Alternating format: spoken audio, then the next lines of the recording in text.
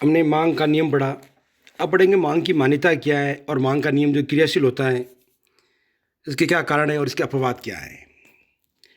मांग के नियम के प्रतिपादन में जो महत्वपूर्ण चीज़ होती है वो है अन्य बातें समान रहने पर, अन्य बातें स्थिर रहने पर या समान रहने पर ये वाक्यांश ही सबसे बड़ा कार्य होता है। जैसे हमने पढ़ा था उस समय डी एक्स बराबर एफ कोष्टक में P X P Y I T P dash dash dash dash जो भी हो सकता है, उसमें पी एक्स के अतिरिक्त सभी को हमने स्थिर माना है।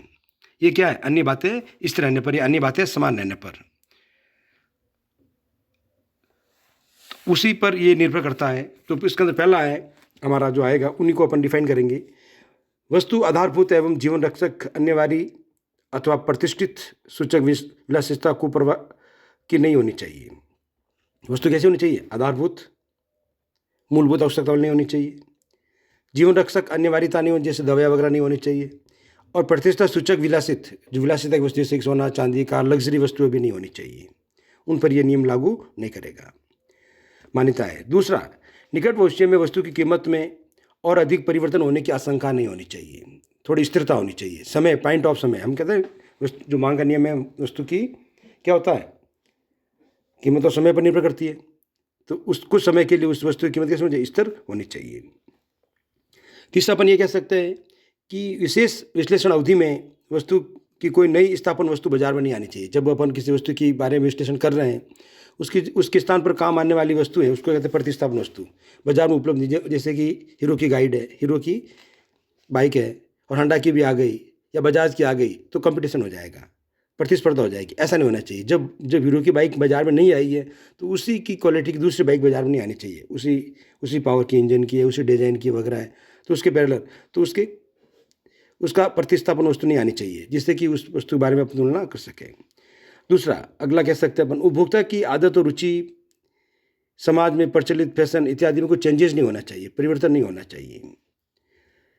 अगला अपन ये कह सकते हैं, उपभोक्ता को ऐसा भ्रम या शिका नहीं होना चाहिए कि ऊंची कीमत की वस्तु आवश्यक रूप से अच्छी और उसके विपरीत घटिया होती है। ऐसा नहीं है।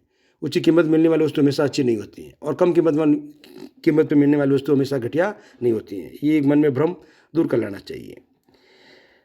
आय एवं सामान्य कीमत स्तर में स्थिरता बनी रहनी चाहिए। आय एवं सामान्य कीमत की स्थिरता बननी चाहिए, अर्थात व्यापार उस दौरान के व्यापार में कैसी सामान्य दौर होना चाहिए, अधिक तेजी और मंदी नहीं होनी चाहिए, व्यापारिक नहीं होना चाहिए। अब हमारा अगला पॉइंट होगा मांग के नियम की क्रियाशीलता। मांग के नियम की क्रियाशीलता के क्या कारण है और इसके अपवाद क्या हैं। मांग का नियम जो है हमारा दाएं से बाएं नीचे की ओर गिरता है। ऐसा क्यों होता है? इसके प्रमुख कारण है। पहला कारण अपन कह सकते हैं सीमांत उपयोगिता ह्रास नियम। सीमांत उपयोगिता ह्रास नियम, सीमांत उपयोगिता ह्रास नियम ये बताता है जब किसी वस्तु की मात्रा बढ़ती है तो उसकी सीमांत उपयोगिता कम होती है। अतः किसी वस्तु की अतिरिक्त इकाइयाँ अपेक्षाकृत नीचे कीमत पर ली जा सकती है, क्योंकि उपभोक्ता किसी वस्तु की कीमत उसकी सीमांत उपयोगिता के आधार पर ही चुकाना चाहता है। अर्थात हम किसी वस्तु का बार बार अधिक मात्रा में प्रयोग करेंगे तो उसकी सीमांत उपयोगिता कैसे हो जाएगी? कम हो जाएगी। कैसी हो जाएगी? कम हो जाएगी। इसलिए उसकी कीमत गिर जाएगी, कीमत गिर जाएगी। जैसे अपन को बहुत अधिक भूख लगी है, पहली चपाती की सीमांत उपयोगिता बहुत ज़्यादा होती है, दूसरी की इससे कम होती है, तीसरी और उससे कम हो, चौथे की शून्य हो जाती है, और पाँचवीं खाएंगे तो क्या हो जाएगी? नेगेटिव हो जाएगी। छठी खाएंगे तो क्या हो जाएगी? उल्टी 10 शुरू हो जाएगी। उसी प्रकार से सीमांत उपयोगिता ह्रास नियम भी ये होता है, जब किसी वस्तु की मात्रा का प्रयोग बार बार करते हैं तो उसकी उपयोगिता घट जाएगी। इसलिए ये वक्र बाएं से दाएं नीचे की ओर गिरता है। दूसरा, प्रतिस्थापन प्रभाव। इसी प्रकार की क्रियाशीलता के कारण सामान्यतः एक उपभोक्ता महंगी वस्तु के स्थान पर सस्ती वस्तु को प्रतिस्थापित करता है। वस्तु देखता है एक के स्थान दूसरी आवश्यक सकती है तो उसके स्थान पर उसको प्रवेश करता है, तो उसको प्रतिस्थापन करने से उसकी कीमत क्या हो जाएगी? गिर जाएगी। तो वक्र बाएं से दाएं की ओर नीचे की ओर गिरेगा, प्रतिस्थापन करेगा।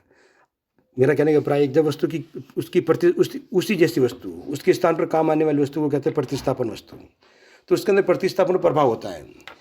तो वो कहता है जब एक उपभोक्ता महंगी वस्तु के स्थान पर सस्ती वस्तु ले लेता है, अतः जैसे ही किसी वस्तु की कीमत बढ़ती है उपभोक्ता उसके स्थान पर उसकी स्थापन उसके उसके उसकी जैसी स्थापन दूसरी वस्तु ले लेता है जो उसी का कार्य करती है, जो उससे सस्ती होती है, तो क्या होता है, वस्तु की कीमत गिर जाती है। इसलिए वक्र मांग वक्र बाएं से दाएं नीचे की ओर गिरता है। तीसरा होता है आय प्रभाव। आय प्रभाव के कारण भी मांग वक्र बाएं से दाएं नीचे की ओर गिरता है। जब किसी वस्तु की कीमत बढ़ जाती है तो उसकी मौद्रिक आय क्या हो जाती है, उतनी ही रहती है। कीमत तो बढ़ जाती है परंतु मौद्रिक आय कैसी उतनी रहती है, तो वास्तविक आय गिर जाती है। तो क्या होता है, वास्तविक आय गिर जाती है। जब किसी वस्तु की कीमत बढ़ जाती है तो मौद्रिक आय तो उतनी रहती है, तो उस वस्तु क्या होता है, उपभोक्ता की वास्तविक आय गिर जाती है।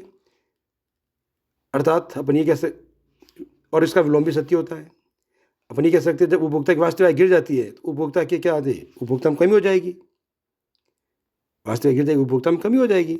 जैसे पहले घी 100 रुपये किलो मिलता था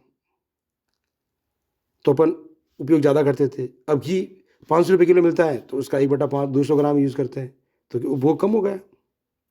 अर्थात 500 रुपये की वैल्यू 100 रुपये की इक्विवेलेंट हो गई, तो अर्थात उपभोक्ता की वास्तविक आय गिर गई तो उपभोग गिर गया। अगला पॉइंट चौथा, उपभोक्ता की जनसंख्या में वृद्धि। उपभोक्ता की संख्या में वृद्धि, जो पॉपुलेशन बढ़ती है, जो उसके उपभोक्ता बढ़ता है। जब उपभोक्ता बढ़ता है तो क्या होगा, उस मांग में क्या हो जाएगी, वृद्धि होगी। तो इसलिए इसकी मांग वृद्धि हो जाएगी और इसका विलोम भी सत्य हो जाएगा। वस्तु के वैकल्पिक प्रयोग के कारण भी ये नियम लागू होता है। हमारे पास उपभोग साधन, हमने पहले पढ़ा था, श्रीमती रॉबिन्सन ने कहा था मानव की आवश्यकता अनंत होती है परंतु उनकी प्राप्त करने के साधन सीमित होते हैं। उसी प्रकार से हमारे प्राकृतिक संसाधन भी कम होते हैं तो उनका वैकल्पिक प्रयोग होता है। तो इसलिए इनके अंदर क्या होता है, मांग का नियम लागू होता है। कुछ ऐसे अपवाद है जहाँ पर मांग का नियम लागू नहीं होता है। जैसे कि हमने कहा था, उसके मैं बताया था उसकी जो मान्यता है। पहला देखिए आप, अनिवार्यताओं एवं विलासिता की वस्तुओं की मांग के संदर्भ में कह सकते हैं। मांग का नियम ज्यों का ज्यों अथवा पूर्णतः इस पर लागू नहीं होता है। किसमें, अनिवार्यता और विलासिता की वस्तुओं पर। कीमत बढ़ने पर भी उपभोक्ता अनिवार्य वस्तुओं का वो क्या कम नहीं करता है, विलोम इसकी वृद्धि भी नहीं करता है। और विलासिता की वस्तुओं में भी यही होता है। जब निकट भविष्य में कीमतों में और परिवर्तन की आशा होती है तो मांग का नियम क्या होता है साहब, स्थगित हो जाता है। जैसे युद्ध काल के समय देख लो, अधिक मंदी के समय देख लो, क्रियाशील हो जाता है। कुछ गिफिन वस्तुओं के बारे में भी ये कहा जाता है। गिफिन मतलब वे घटिया वस्तु है, निकृष्ट वस्तु है, इसको गिफिन वस्तु बोलते हैं। गिफिन वस्तु मतलब घटिया वस्तु है, निकृष्ट वस्तुओं को क्या बोलते हैं, गिफिन वस्तुएं बोलते हैं। जिन पर उपभोक्ता अपनी आय का अपेक्षाकृत बड़ा भाग खर्च कर लेते हैं वो गिफिन वस्तुएं कहलाती हैं। सीधी सी बात है। ये ऐसी वस्तुएं होती है जिनके संदर्भ में धनात्मक प्रतिस्थापन की तुलना में ऋणात्मक आय प्रभाव अधिक प्रबल होता है।